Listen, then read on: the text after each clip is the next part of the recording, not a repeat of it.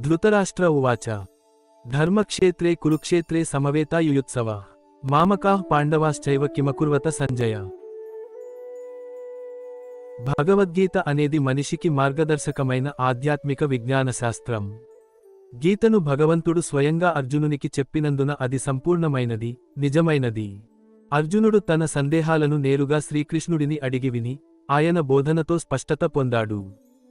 గీతలో ప్రధానమైన బోధ ఏమిటంటే, మనం స్వంతంగా ఊహించకుండా, గురువుల సంప్రదాయం ద్వారా సరిగ్గా అర్థం చేసుకోవాలి.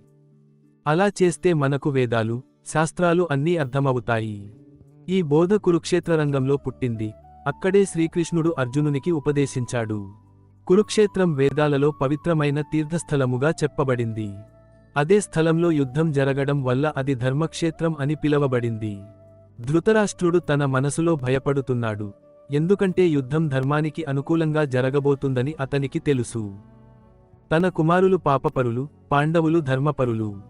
కాబట్టి కురుక్షేత్రం పవిత్రత వల్ల పాండవులకు లాభమవుతుందని అతనికి భయం కలిగింది.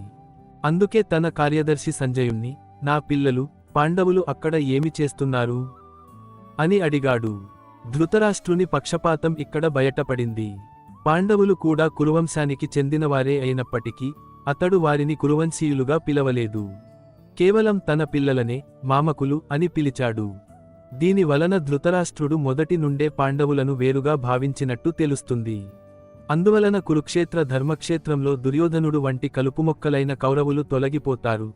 ధర్మరాజు, అర్జునుడు వంటి ధర్మపరులు శ్రీకృష్ణుని అనుగ్రహంతో విజయాన్ని పొందుతారు.